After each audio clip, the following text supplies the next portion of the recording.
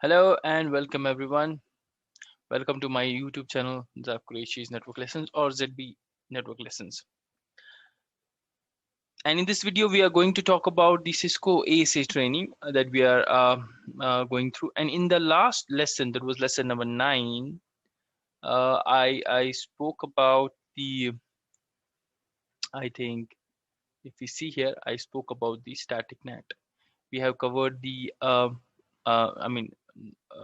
overview as well, and I've covered the dynamic NAT as well. I'm creating the pool, and then I've done the static NAT. Now in this video I'll be doing the destination NAT, because as I told you in my previous videos, the destination NAT with respect to ASA is different than other firewalls, right? This is different, so you need to understand how it's different.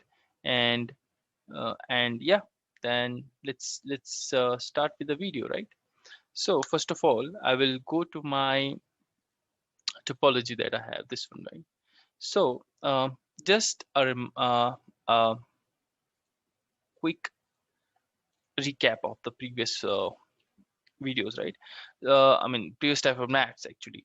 So the first NAT we did was the source NAT that you call, right? Source NAT, wherein what you do, or you can say dynamic NAT. You do is you create a pool. You create a pool for the private. mm, uh, right? You create a pool for the private address that you have in the object, right? You have an object which says subnet or host or range. So what we had is the object was a subnet of this, right? /24, and then we had a pool for the public address, and we had a pool from this range, say 192.1.20.0 to 50, something like that. So you had a pool like this. So whenever any IP from this subnet wanted to go outside, the ASA translated the source address, right? Source address to something from this range, and then it went outside. And this guy, this person on the internet or in on the outside interface would see that that source is coming from this address range, right? So he had no issues with routing the reply back. So that is how, and this ASA would have a translation table, xlate. If you say show xlate, you will see that translation table there. That's how the ASA would keep track of the private and the public IP, or the translator IP address. That is one thing that we did. And then what we did is the static NAT. So static NAT was one-to-one. So for example, anybody from outside wanted to talk to this server in the inside, so we represented this IP, say 192.168.3.3 on the outside with a public IP, say 192.1.20.25. So anybody who wanted to reach to this server, right? So maybe there was a web application here, or say telnet services were going on. So yeah, so that person in the public domain wanted to reach here, so he would go and hit this IP address. And once he will hit this IP address, the ASA would have one-to-one NAT, which would say anybody coming to 192.1.20.25, kindly change this to 1.192.168.3.3, right? So this was the issue. So this was the thing, right, with the static NAT. Now the destination NAT, as I said, is quite different in ASA as compared to other firewall. The destination NAT in ASA says if you translate the address of the remote user, yeah, or you translate the remote address, then it is called what? D-NAT. Until now, what we were doing source NAT only, because we were only translating our source, that was this one. Local address, sorry. So source NAT is like local address. So whatever local address you had, you were translating 192.168.3.3 to some IP address, right? You were translating 10 series to some IP address. So these were your local IP addresses. So now what we can do is to demonstrate the wait a second, just let me grab a pen. To demonstrate this, what I will do is I will say have a server here, okay, in the DMZ3. I will have a server, and then say for example this IP address 200. This is a server on the internet, and he's trying to reach to this guy, this server here. I mean, this is not the case in today's world, but this used to be there in the earlier networks. And I just want you to understand what D-NAT is actually in ASA. I mean, people have confusion in this, but you after I mean going through this video will be clear with this. So the thing is, when this guy wants to reach this person, what is the first thing I need to do? I need to represent this person that is on dot 3 say on the outside with some IP address. So I will translate this on the outside as 20 dot say 50. So I will do a static NAT 1-to-1, which we did in the last video, right? So that is the first thing that I need to do. Done. Once I've done this, then what will happen? So for example, this guy with the source of 200.1.1.1 is trying to reach the destination of 192.1.20.50, right? So this is the packet that is coming from the internet. Once it hits the ASA, ASA translates this. So what ASA does is it keeps the source as it is, but it changes the translation to 192.168 according to the mapping that we have done, right? This one, this thing. This is the packet after it traverses the ASA. Once it reaches this guy here, what he will do? He will change the source and destination, right? For the reply, the source would be himself, right? 192.168.3.3, and the destination would be 200.1.1.1.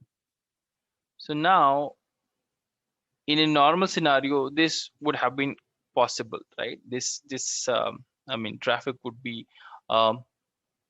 successful.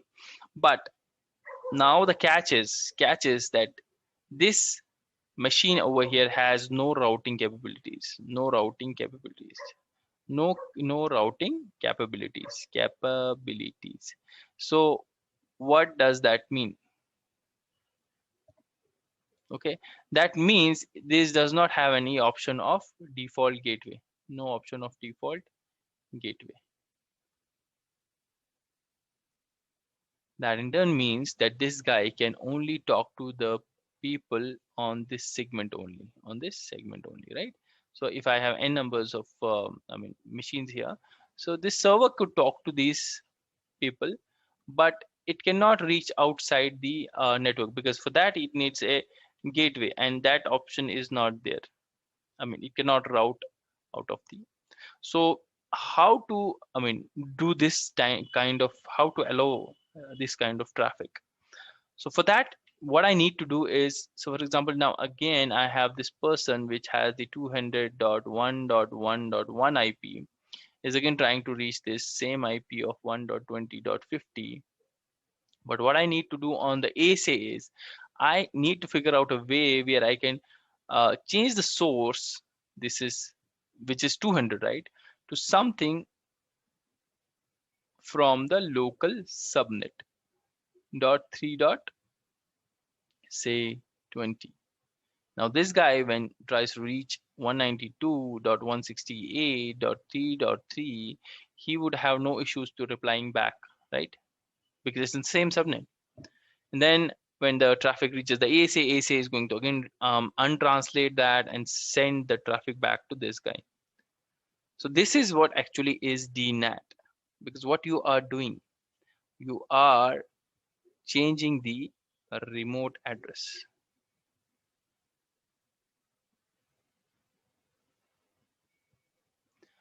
A few things to note though is that the server that is trying to reach you should have a static IP, right?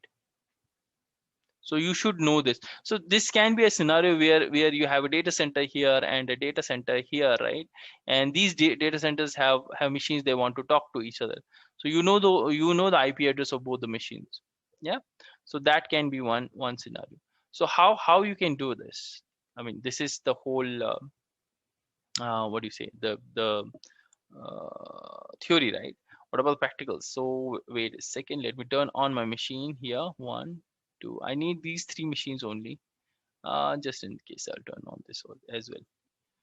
Okay, so what we will do, first of all, what we are going to do is, I will take my notepad.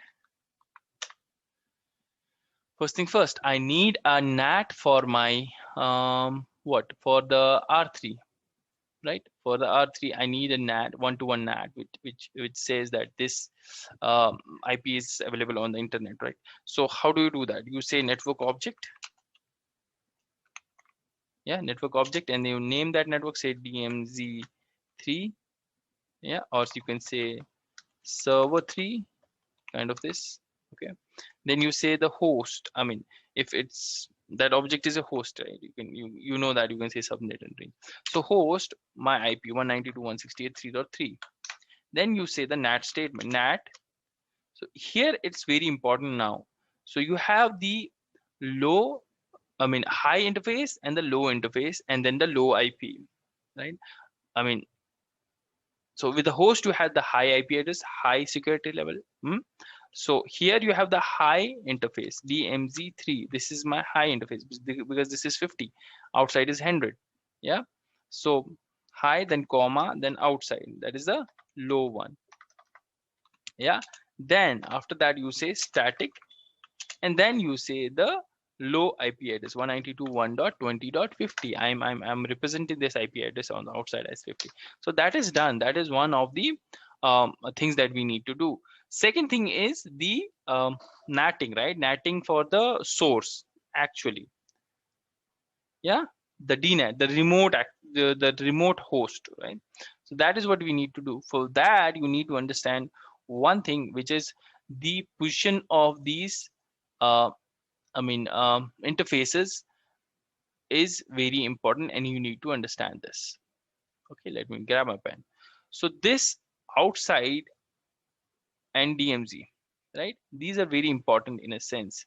In a sense, when the firewall, right? When the firewall sees any traffic coming on this slot, the first slot, it understands he has to translate the source.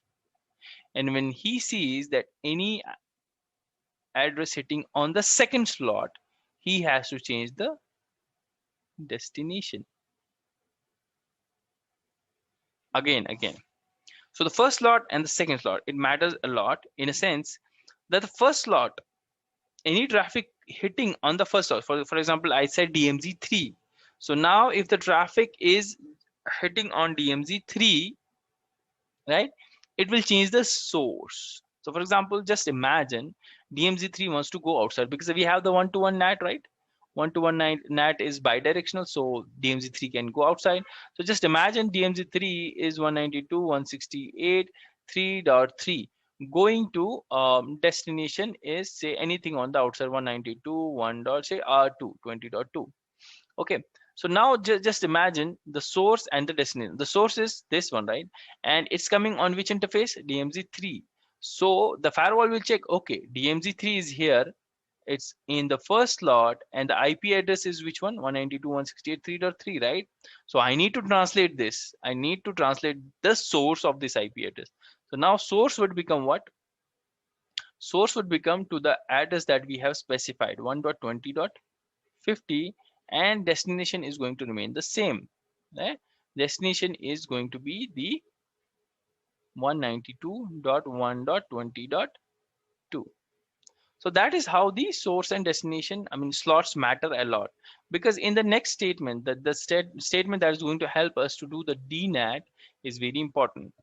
So how we are going to do the D-NAT? Let me just go and give you this idea. So what we are going to do is we are going to say network object, say 199, host 199, or 199 host. Okay.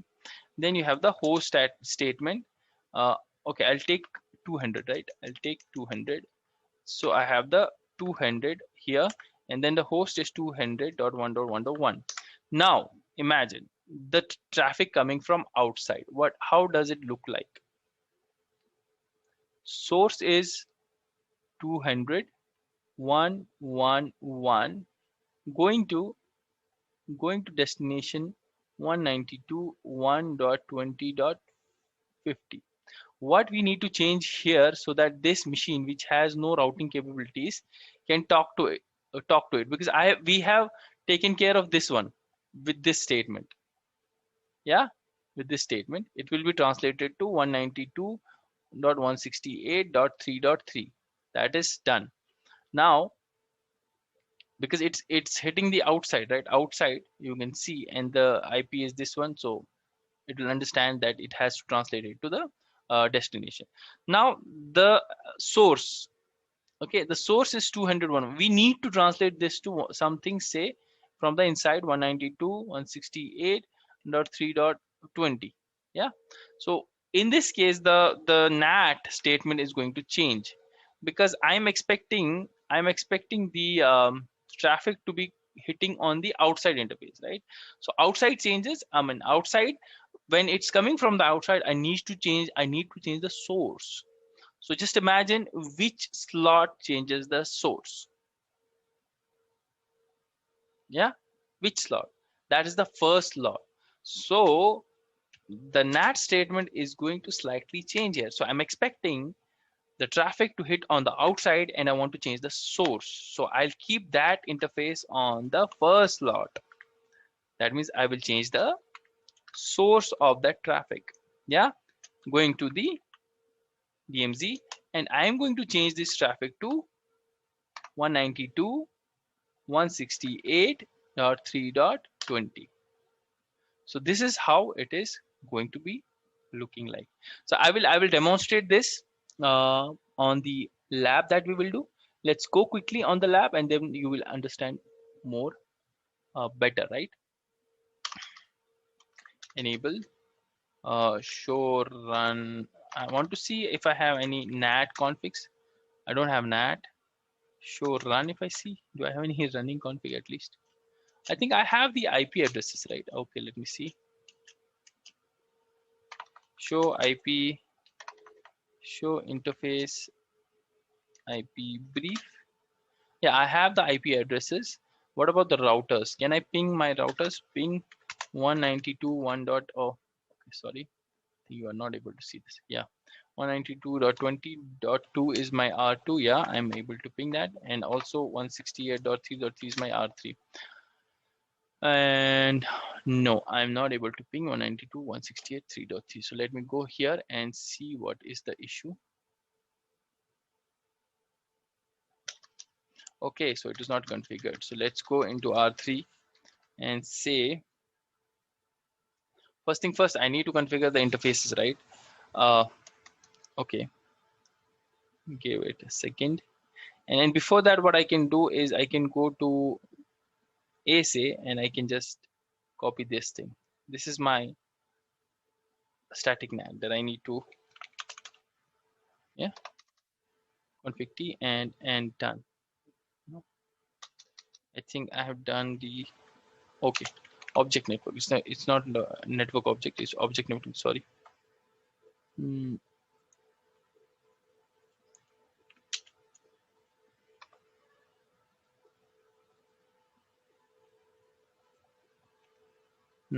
Okay, so I'll copy this,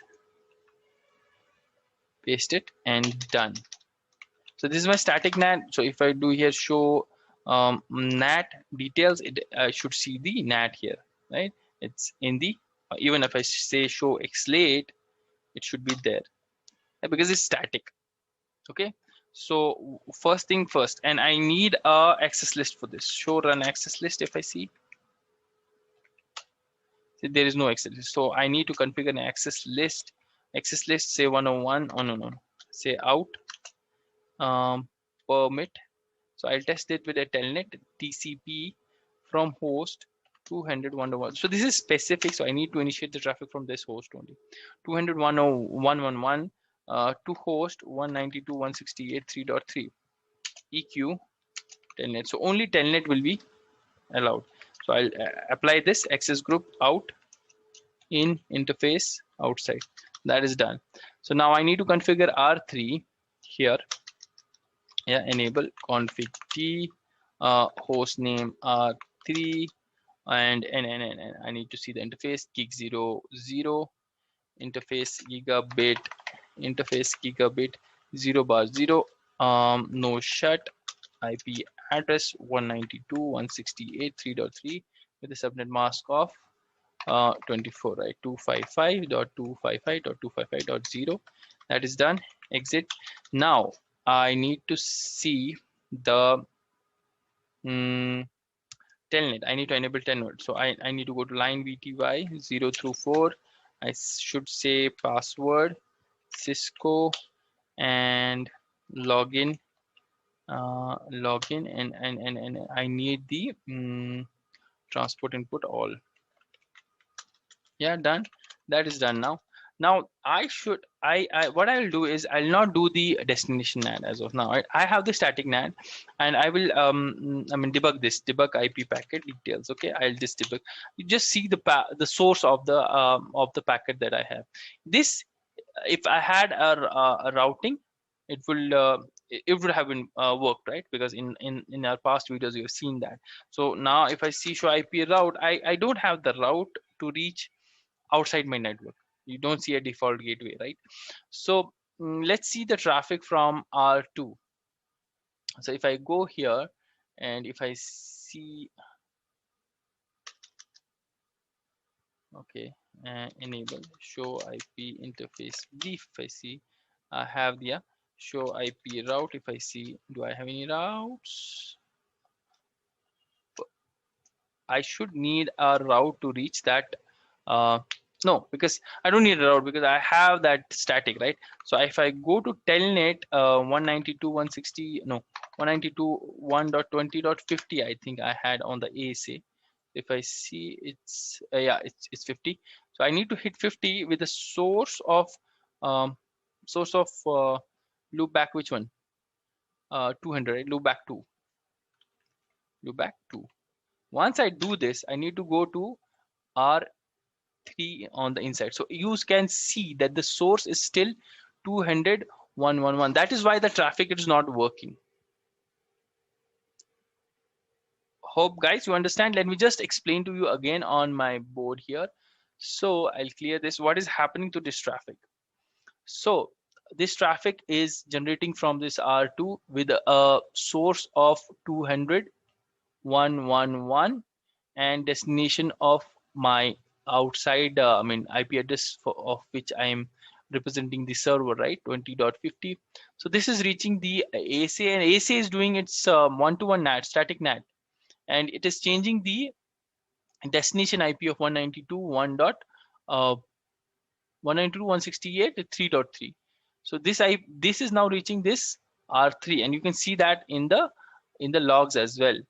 So in R3, you can see that the source is 200.111 and the destination is himself, right? It's himself, 3.3. But now if he tries to reply back, then it will not be possible because of you can see that somewhere you should see routing failed. Because of routing, there is no route, so it will fail. Yeah.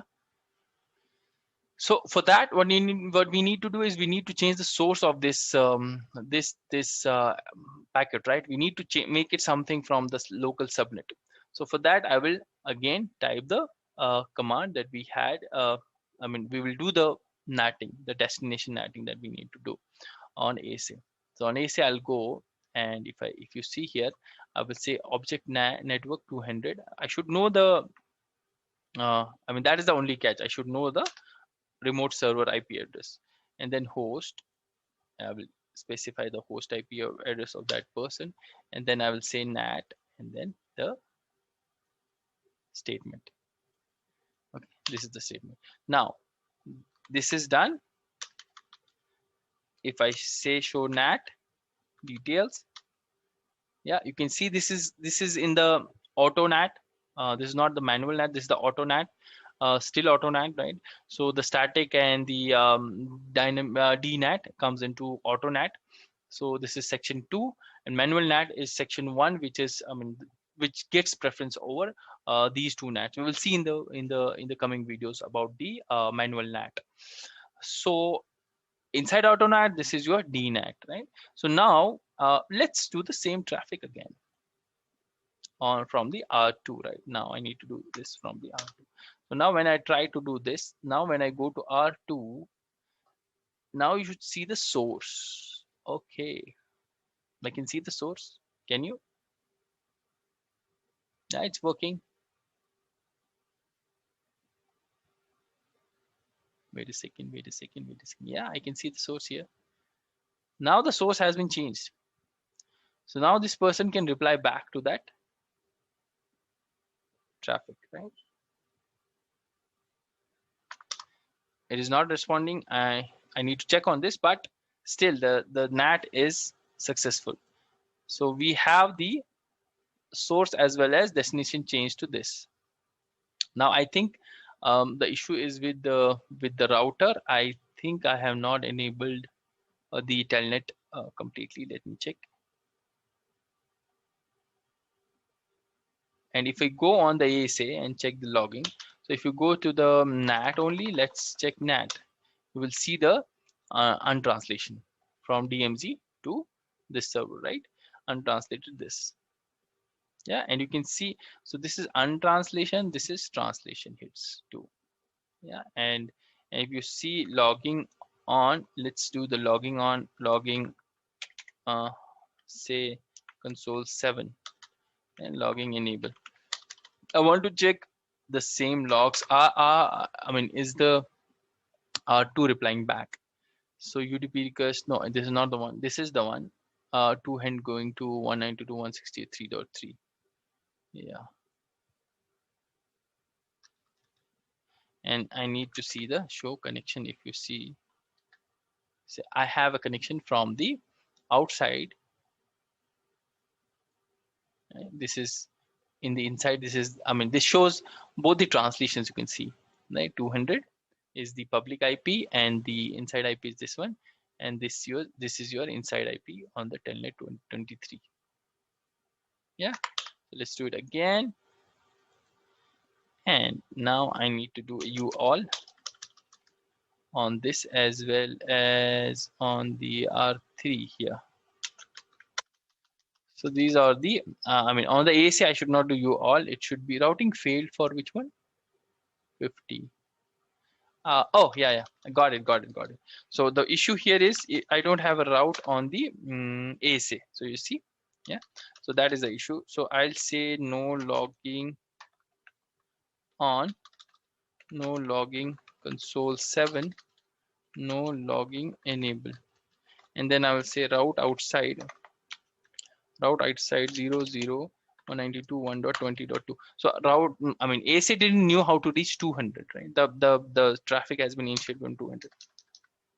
That is the issue here. And on R3 also I will go and debug and undebug this traffic. Now if we do the same thing again, they should work. Yeah. So if you do the show users here, it should be from the same subnet, that is 192.168 or 3.20. show users, that is the source, right? So that guy is trying to, the R3 doesn't know that it has been accessed from outside. It sees that it has been accessed from the local subnet. Yeah, it thinks somebody from this subnet is accessing the accessing him, right? So let us check that again on R2. So yeah, that is the IP address. Yeah. So that is it, guys. That this is the destination that I was talking about in the ASA. Hope you understood the concept and whatever I demonstrated to you. If you have any questions, you can just comment in my video. And the best part is you can practice at home, and it will be more clear to you. Just go with me, follow along, and it should be simple and easy. Yeah, so that is it for this video, and don't forget to like, subscribe, and share my videos, and do comment, right? See you in my next video. Bye bye.